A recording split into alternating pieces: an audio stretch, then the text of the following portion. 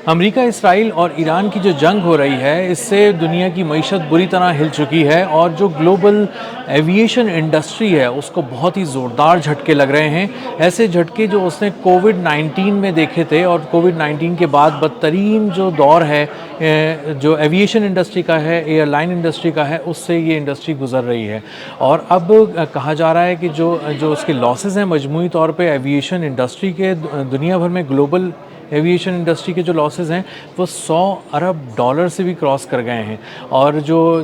20 बड़ी एयरलाइंस हैं दुनिया की जो लिस्टेड भी हैं मुख्तलिफ स्टॉक एक्सचेंजेस में, उन्होंने कहा है कि हमारे 53 अरब डॉलर का हमें नुकसान अब तक हो चुका है। और जो 53 अरब डॉलर का नुकसान है ये ज़्यादा शेयर्स वैल्यू के अंदर है। और इसी के साथ साथ जब उनकी जो फ़्लाइट ऑपरेशंस हैं वो इंतहाई शदीद मुतासर हुए हैं, ख़ास तौर पे एशियन डेस्टिनेशंस की तरफ, अफ्रीकन डेस्टिनेशंस की तरफ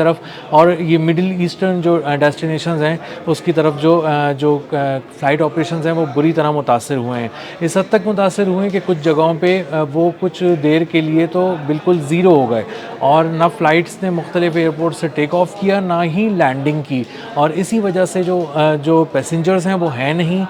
जो हैं वो इस बात की शिकायत करते हैं कि जो एयरलाइंस हैं वो अपने वादे पूरे नहीं कर पा रही, क्योंकि हर जो जोन है वो वॉर जोन बन चुका है, नो फ्लाई जोन बन चुका है। और उन वॉर जोन में जो फ्लाई करना है वो इंतहाई रिस्की है। तो अब जो एविएशन इंडस्ट्री है वो इस तरह से नहीं चल रही जिस तरह से वो इस जंग से पहले चल रही थी। ना ही फ़्लाइट्स बुक हो पा रही हैं, ना ही जो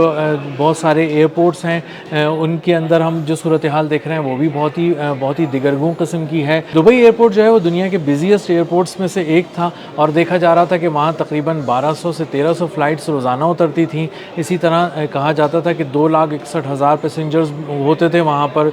जो वहाँ पर सफ़र किया करते थे दुबई का। अब हाल ये है कि वहाँ पर जो है वो गिनती की 20 फ़्लाइट्स भी नहीं उड़ पा रही हैं और बहुत ही मुश्किल है और बहुत ही ज़्यादा मुश्किल पेश आ रही है एयरलाइंस को अपनी उन कमिटमेंट्स को पूरा करने के लिए जो उन्होंने मुसाफिरों के साथ की थी कि आप आ जाएं एयरपोर्ट और हम आपको लेके आपके डेस्टिनेशन पे चले जाएंगे। लेकिन जब वो वहाँ पहुँचते हैं तो पता चलता है कि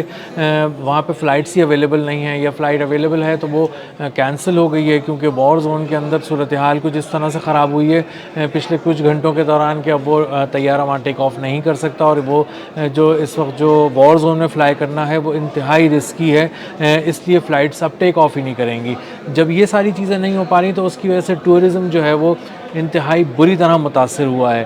ख़ास तौर पे जो मिडल ईस्ट का टूरिज़म है उसका जो धड़न तख्ता अगर हम कहें तो गलत नहीं होगा। वहाँ पर अब उस डेस्टिनेशन पे कोई टूरिज़म के लिए कुछ लोग नहीं आ रहे। इसके अलावा जो वहाँ पे मौजूद लोग थे उनकी भी कोशिश ये है कि वहाँ से वो तेज़ी से निकल जाएं। ये भी देखा गया कि दुबई एयरपोर्ट पे और उससे मुल्का जो कुछ और गल्फ़ के एयरपोर्ट्स हैं जो बिज़ीएस्ट एयरपोर्ट्स थे उनमें कुछ चार्टर्ड फ़्लाइट्स का भी रुझान देखा गया कि बहुत ज़्यादा लोगों ने बुक की और वहाँ से निकलने की कोशिश की। तो अब दुबई खाली हो रहा है, इसके अलावा कतर को ख़तरा है, कुवैत को ख़तरा है, बहरीन में आके जो टूरिज़म था वो भी मुतासर हुआ है बुरी तरह। तो इसकी वजह से जो एविएशन इंडस्ट्री के जो एक मजमूई लॉसेस थे दुनिया भर में वो 100 अरब डॉलर से ऊपर चले गए हैं। और अब ये बताया जा रहा है कि फ़्लाइट्स को अगर आपको उड़ाना है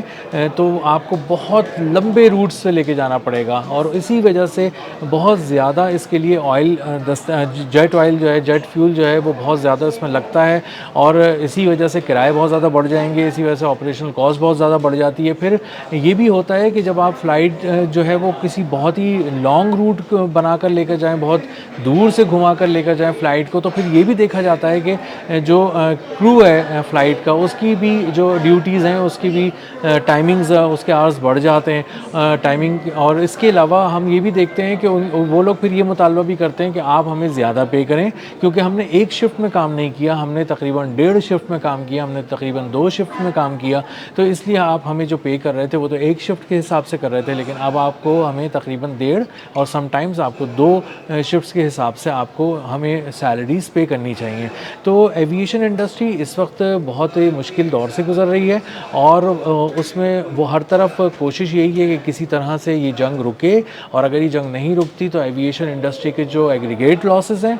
वो अब 100 अरब डॉलर तो अभी हो चुके हैं, तो इसके बाद अगर अगर हम कहें कि 200 अरब डॉलर तक पहुंच जाएंगे तो ये बिल्कुल गलत नहीं होगा। अगर एक महीने और ये जंग छिड़ जाती है और ईरान इसी तरह से उनको टफ़ टाइम देता है, और यूएस जो है वो जो समझ रहा था कि वो आएगा और ईरान के साथ जंग में बहुत तेज़ी से आगे आएगा, उनके दरवाजे पर जंग को ले आएगा और एक सिनेमैटिक वॉर होगी, एक वॉर रूम में बैठ के कॉफ़ी इंजॉय करते हुए डोनाल्ड ट्रंप और उनकी टीम ये देखेगी कि किस तरह उनकी लीडरशिप को कैप्चर कर लिया गया, रिजीम चेंज कर दिया गया और उनकी तमाम जौहरी तनसीबात को निशाना बनाकर कामयाबी से तबाह कर दिया गया। और जो वो कहा जा रहा था कि वो एक एटम बम बनाने जा रहे हैं, हमने उसको मुस्तकिल तौर पे वो यूरेनियम अफजूदगी की सलाहियत ख़त्म कर दी है और अब ईरान पे हमने कब्ज़ा कर लिया है। ये एक सिनेमैटिक वॉर का जो एक जहन में खाका लिए बैठे थे डोनाल्ड ट्रंप, उनको बहुत शदीद झटका लगा है, उनकी एडमिनिस्ट्रेशन को झटका लगा है और अब किसी के पास कोई जवाब नहीं है, ना कोई जवाज़ है इस बात का कि वो क्यों ईरान की तरफ आए थे। और अब ये भी उनके पास कोई जवाब नहीं है कि एंट्री की स्ट्रैटेजी तो शायद थोड़ी बहुत कहीं बना ली होगी, लेकिन एग्ज़िट की कोई स्ट्रैटेजी नहीं थी, होल्ड करने की कोई स्ट्रैटेजी नहीं थी। और अब अगर कहा जा रहा है कि वो ज़मीनी फ़ौज उतारने की कोशिश कर रहे हैं तो इसका मतलब ये है कि इसमें लॉसेस अमेरिका के बहुत ज़्यादा बढ़ने वाले हैं। और अब अगर अमेरिका के लॉसेस बढ़ने वाले हैं तो वो इंसानी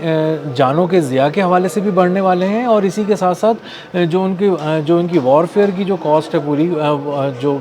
उन्होंने अस्करी तौर पे वो की है, उसको वो भी बहुत ज़्यादा बढ़ जाएगी। तो अब और अगर यही चीज़ होने जा रही है, कोई ग्राउंड इन्वेजन होने जा रहा है ईरान के ऊपर मुमकिन तौर पे अमेरिका की जानिब से, तो उसमें कोई 2-4-5 हज़ार फ़ौजी तो लगेंगे नहीं, उसको होल्ड करना बहुत मुश्किल है। एनालिस्ट कह रहे हैं कि आप ईरान की ज़मीन पर कदम तो रख सकते हैं लेकिन बहुत ज़्यादा आगे नहीं जा सकते, और अगर आप आगे जाएंगे तो उस ट्रैप से निकलने के लिए आपको बहुत बड़ी तादाद में फ़ौजी चाहिए होंगे और पूरी माइट के साथ आपको उतरना पड़ेगा और उसकी एक अलग कॉस्ट है जो कि बज़ाहिर अमेरिका नहीं नज़र आ रहा कि वो किसी तरह से भी पे करेगा। तो अगर वो इतनी बड़ी पैमाने पे जंग को लेके जा रहे हैं, उसका स्केल इतना बढ़ाने जा रहे हैं, तो फिर एविएशन इंडस्ट्री ओवरऑल अपने लॉसेस को जब कैलकुलेट करेगी और देखेगी और उसको गिनने बैठेगी तो उन्हें अंदाज़ा होगा कि 200 अरब डॉलर भी कम है। और अगर इतने बिज़ीएस्ट एयरपोर्ट्स पे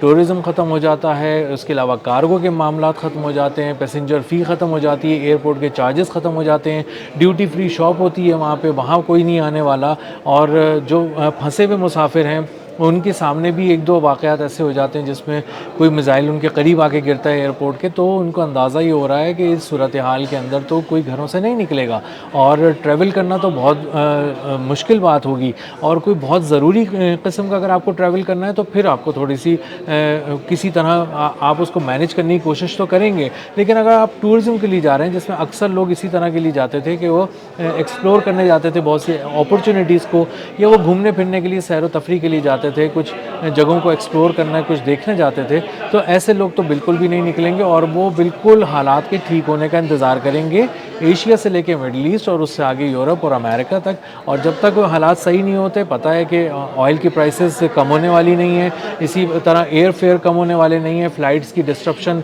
मामूल का हिस्सा रहेगी, एयरपोर्ट्स गैर महफूज रहेंगे, वॉर जोन में फ़्लाई करना हमेशा गैर महफूज रहेगा। और इन हालात के दौरान पैसेंजर नहीं निकलेगा। जब पैसेंजर नहीं निकलेगा और इतनी बड़ी तादाद में नहीं निकलेगा जितनी बड़ी तादाद में एविएशन इंडस्ट्री का एक पूरा स्केल, पूरा एक साइज़ डिफ़ाइन किया गया है, तो फिर एविएशन इंडस्ट्री को हर तरफ से मार पड़ेगी, हर तरफ से चोट लगेगी। और ये चोट कार्गो के मामलात में भी पड़ेगी, एयर फेयर के मामलात में भी पड़ेगी, पैसेंजर्स के मामलात में भी पड़ेगी। बड़ी एयरलाइन के प्रॉफिट्स बहुत बुरी तरह नीचे गिरेंगे और स्टॉक के गिरने का मतलब फिर ये होगा कि मईशत में बुनियादी तौर पर एक बहुत बड़ा डेंट लगेगा, जो already sky rocketing oil prices की वजह से लग रहा है। और जेट फ्यूल की जो कीमत दुगनी हो गई है, ये इसने भी अपना एक बहुत बड़ा असर डाला है। तो अब दुनिया देख रही है इस वक्त ईरान और अमेरिका और इसराइल जंग पे, और बुनियादी तौर पे अमेरिका और ईरान जो जंग लड़ रहे हैं उसके ऊपर बहुत गहरी नज़र है।